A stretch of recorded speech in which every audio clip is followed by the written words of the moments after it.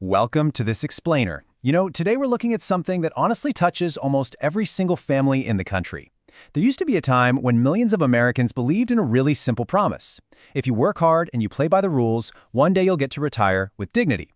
But right now, as we dig into the data and look at this shifting economic landscape, it's pretty clear that promise is quietly collapsing.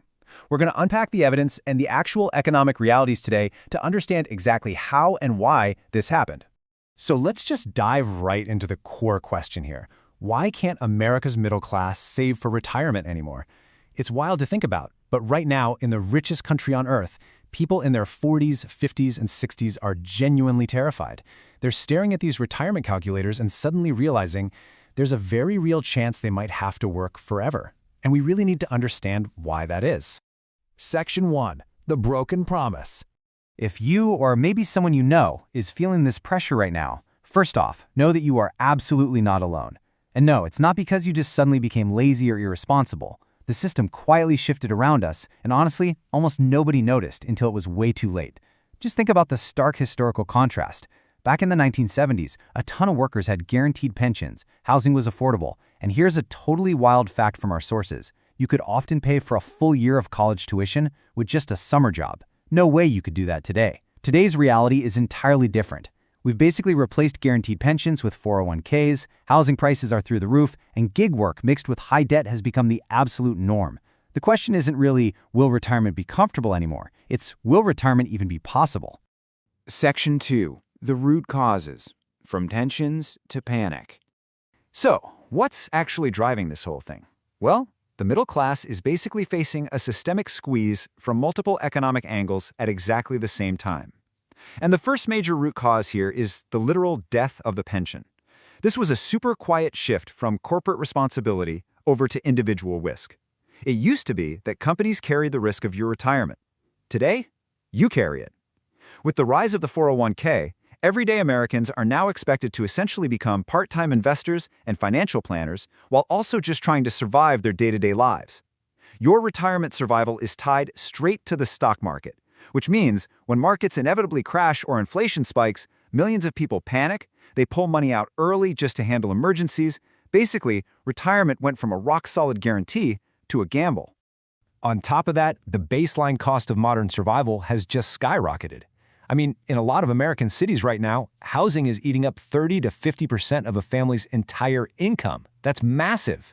Add to that climbing healthcare premiums, surging college tuition, and childcare costs that literally rival mortgage payments. And then, of course, inflation quietly eats away whatever purchasing power you happen to have left. The modern middle class isn't failing because they're irresponsible. They're struggling because just covering the basics has become extraordinarily expensive. Section 3. Realistic Scenarios. The Invisible Collapse. On paper, a lot of folks look totally fine. But behind closed doors, it's a completely different story. Take Mark, for example. He's 57 years old, and he's worked continuously since he was 22. He did everything society told him to do. But life happens, right? He was hit by layoffs, some unexpected medical bills, he helped put his daughter through college, and then inflation just completely eroded his savings. The downright terrifying reality here is that Mark has less than 40 grand saved for retirement. Because of this, every single night, he's not sitting around planning some dream vacation, he's secretly calculating how many more years his body can physically handle working.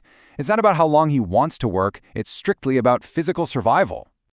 Now, let's flip the script and look at how this pressure builds in a totally different demographic. Meet Jessica and Daniel. They perfectly illustrate what the source material calls the high-income illusion.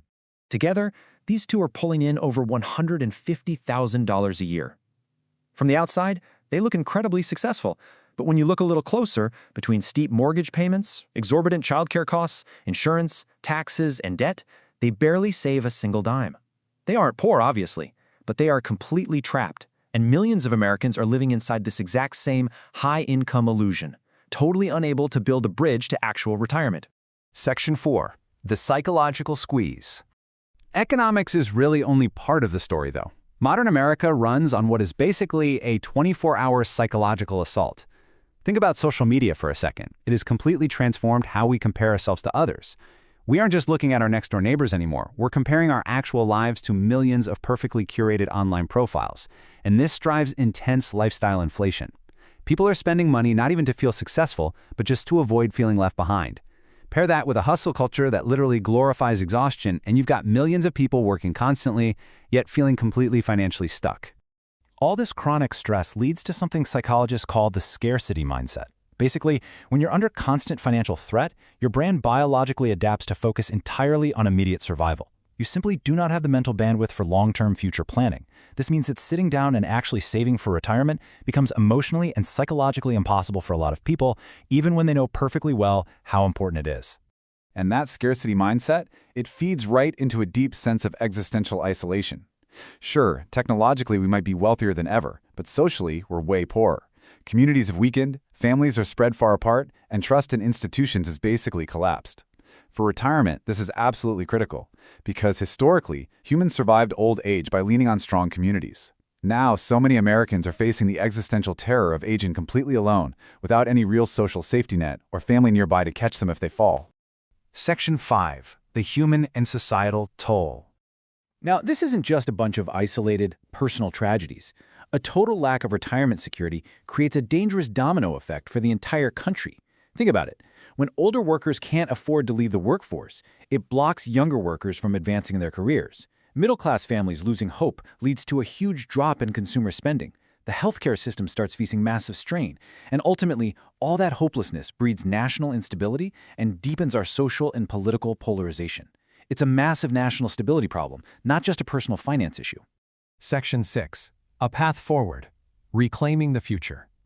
All right, we aren't just going to sit here and admire the problem all day. There actually is a path forward. On the individual level, building financial resilience requires some very specific steps. It means aggressively tackling and reducing high-interest debt and automating your retirement contributions so you don't even have to think about them, just set it and forget it. It also means taking the time to learn basic investing so you aren't flying blind, building up emergency savings, and, maybe most importantly, actively avoiding that lifestyle inflation we talked about earlier. It's all about living below appearances instead of living beneath pressure. But let's be real, individual solutions alone just aren't going to cut it. While we're all at home working on reducing our debt and automating our savings, society has to collectively confront the big structural solutions.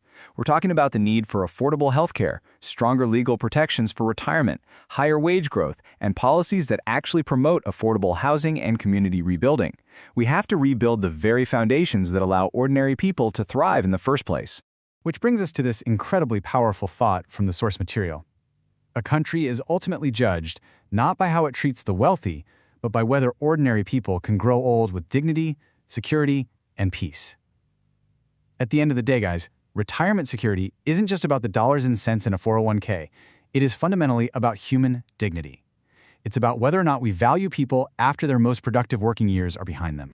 So I want to leave you all with a final question to chew on. Based on everything we've unpacked in this explainer today, what do you think is the absolute biggest reason middle-class Americans are struggling to save for retirement? Is it the crushing weight of inflation and housing costs? Is it the heavy pressure of modern consumer culture? Or is it the fact that the entire system fundamentally shifted right beneath our feet? Take a second to really reflect on that, because understanding the root of this crisis is the absolute first step toward making sure we can actually fix it.